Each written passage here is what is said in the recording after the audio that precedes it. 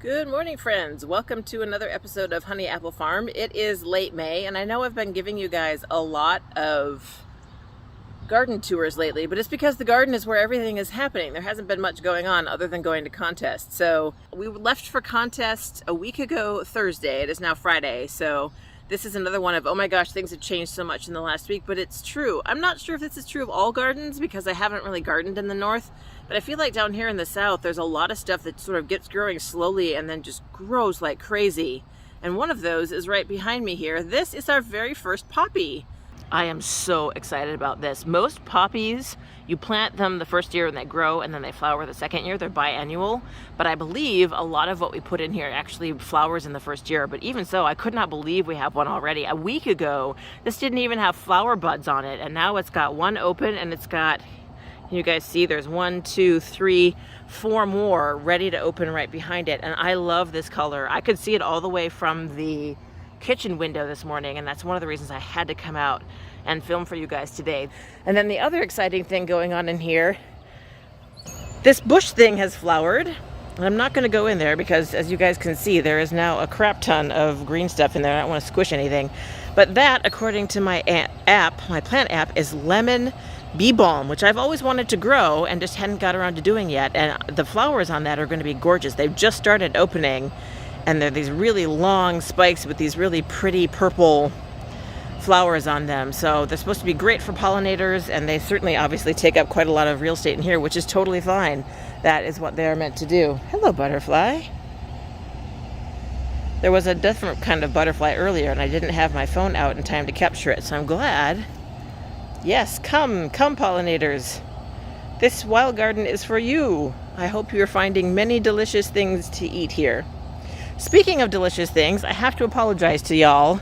What I thought were sweet peas and what I joyously told you last week were sweet peas in bloom turn out to be actual pea peas. Sweet peas, to be precise. There we go. There's one coming off just off the flower there. As is the very successful pea plant coming up the outside of this one, also sweet pea.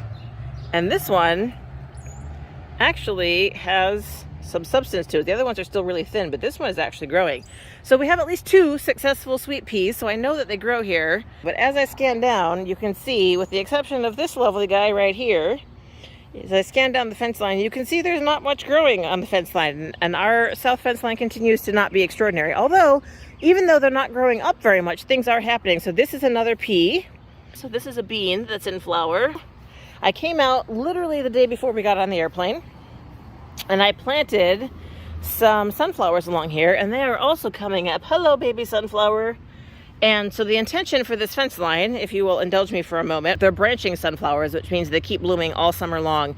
And there's a yellow one, and then there's something called an evening sun, which makes these beautiful dark red flowers, sunflowers with yellow on the tips. And some of them are really dark red, some of them are a little bit brown.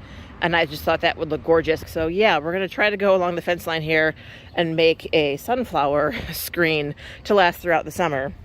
Other interesting things, again in the category of not, extraordinary, but also doing fun things. So I planted, if you guys will remember, sweet peas along this chunk of fence line here. And again, you can't see them growing up the fence line, but what has happened in a couple of instances is that they have subdivided. I don't know if that's supposed to happen, but this guy here was one stem when I put him in, and he is now 1, 2, 3, 4, 5 stems. So although he hasn't grown up, he's certainly grown out. And then the one down here is somewhat similar. It was 1 stem when I put it in, and now it's 3. So I guess it's been spending its time subdividing. This one has a second one coming in there. The further you get over here, though, the less good they are. This guy here is pretty much exactly the same size that he was when I planted him and has no additional fun things. So I don't know, y'all. While I'm here, and so I don't forget, I did also, if you guys will remember, transplant some sunflowers along the sides of the house here. They seem to be doing pretty well, although not extraordinarily well. And I think we lost one. Yeah, there should be one up here in this spot right here, and there isn't. But otherwise, they seem to be pretty happy in their new spot. And then also, I planted some hollyhocks. We didn't get any marigolds to grow along this side of the fence, so I planted some hollyhocks. I don't see them yet, I need to check the package and see how long it should take them to germinate. But I think most everything I planted was in the 7 to 14 days. And so that should be 14 days, 2 days from now. I don't see anything in here yet, but we'll see. And then over here, after the Ohio spiderwort stops, I also planted some hollyhocks along here. And I'm not sure, like that's what this little divot here is in the vegetation. And I'm hoping, I mean, that looks like a clover to me, but I'm hoping maybe this is a hollyhock or that is a hollyhock. I definitely need to look up what the baby hollyhocks look like. What else is happening? The herb bed is doing great. You can see that the thyme is totally in flower now, and it's beautiful. And we let the sage go to flower. Again, if you are new to gardening and you're doing herbs, flowers are bad for your herbs because the plant draws all the energy out of the leaves and into the flowers, and so the leaves are less aromatic and less tasty, basically. But we have so much sage and so much thyme from last year that I didn't feel like coming out and trying to pick them off. The sage I probably could have because they all flower at the tips. But can you imagine trying to come out here and nip off every one of these little heads of thyme? There's just way too many. I didn't bother. And the oregano is just going nuts. So that's all going well. Let's do a quick drive through of the container beds. Our charity case is still here. I haven't been doing anything to it. I haven't looked up what's wrong with it. I figure at this point it'll either live or it won't. It is trying to grow some new growth, so we'll just see what it's doing. Our lettuce has done extraordinarily well. I can't remember what variety this is. This is the other variety, the not Tom Thumb variety. We did harvest all 6 of our Tom Thumbs that were in that original basket, and they need to be replanted actually so that we have some more. And then this is more of the Tom Thumb, which we really liked. Lettuce is a funny thing. It takes a really long time to sprout. It takes like 2 or 3 weeks to come up, and then for about 2 weeks after that, it's this tiny little bare speck of green that you can hardly see, which is what these were when we left. And then all of a sudden, wow, they're just growing. It's really cool. I guess that's what teenagers do, right? Like kids grow steadily and then teenagers just shoot up in like a year. So I guess that's not dissimilar to humans. I did plant a new variety of lemon balm in here that has not come up yet. I got that from the seed swap. And then over here, you can barely see because it's in shadow. I planted some rosemary seeds to replace the one that died, and nothing has sprouted there. So we'll see what happens. This is more of the tiny baby lettuce. It is very tiny. And then there's one there as well. And then here, let me move out of the way.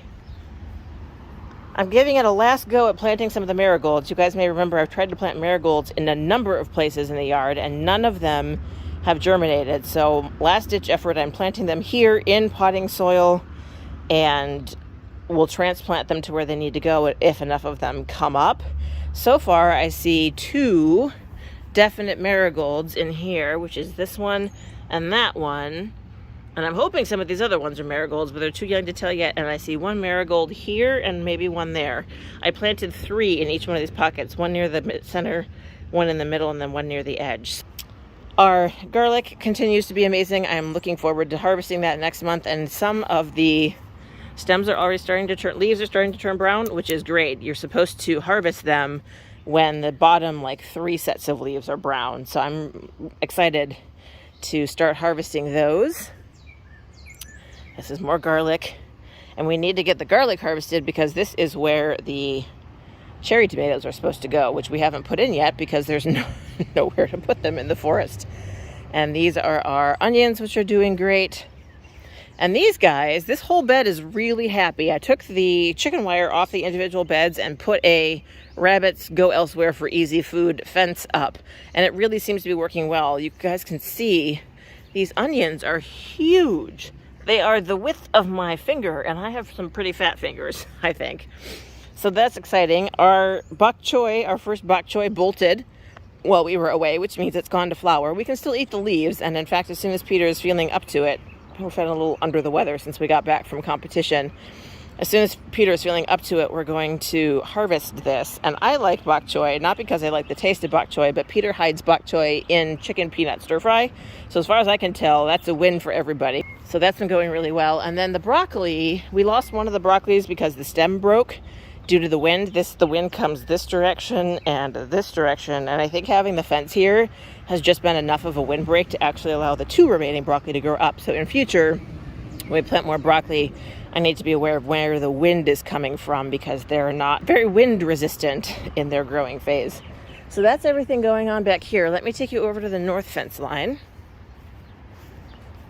And we'll drive by the berry patch on our way through.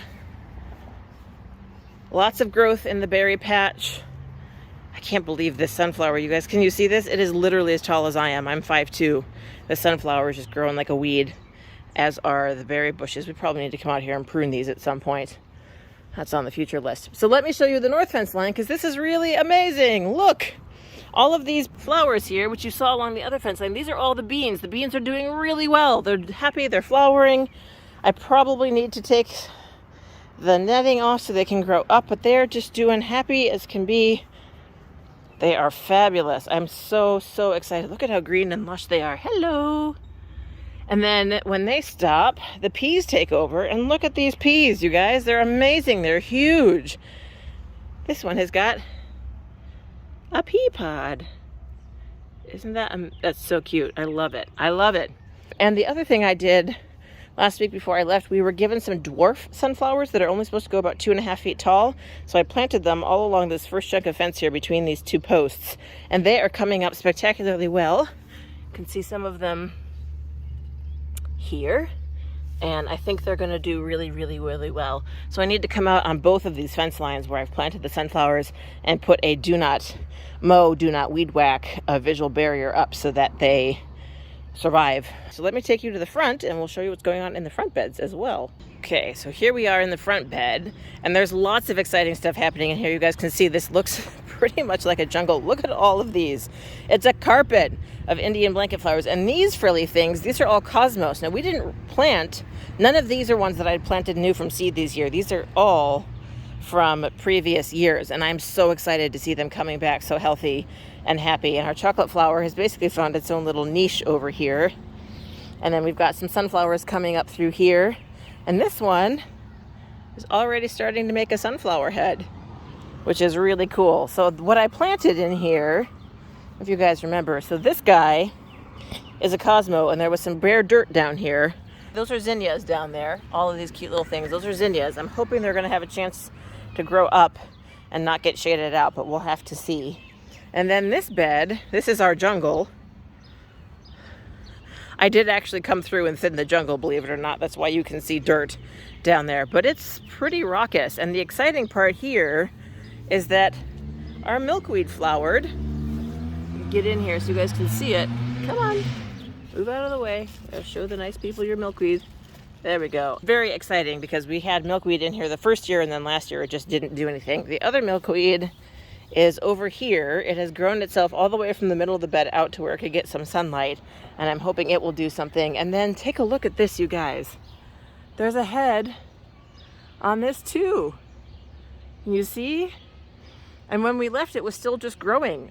Now it's as tall as I am, and it's putting a head on. And this one has got, I always think these look like alien creatures from another world. Can you see that?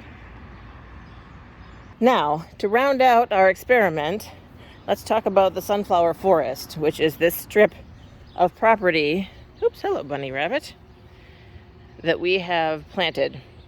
And it is doing okay, but not great. There are certainly, like you can see, this here has been bent over a couple of times.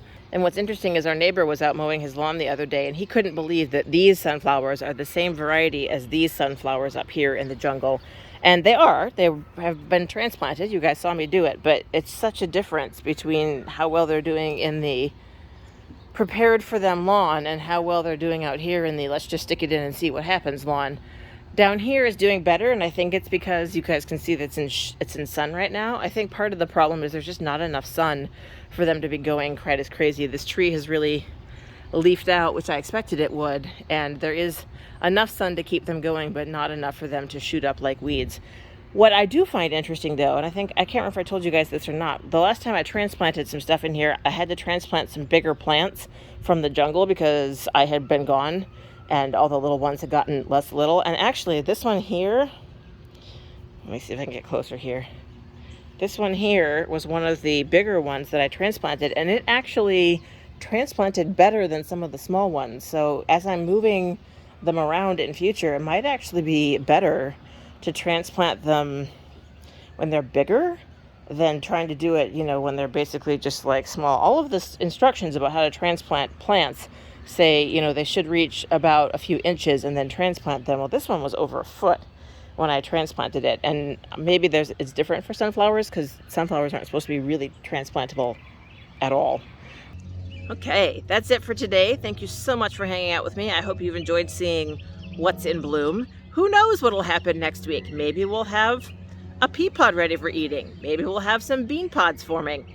Maybe the sweet peas will actually bloom. Maybe we'll have a sunflower in bloom by then. Who knows? So stay tuned for exciting adventures here in Tulsa, Oklahoma, and I will see you soon in my next video. Bye for now.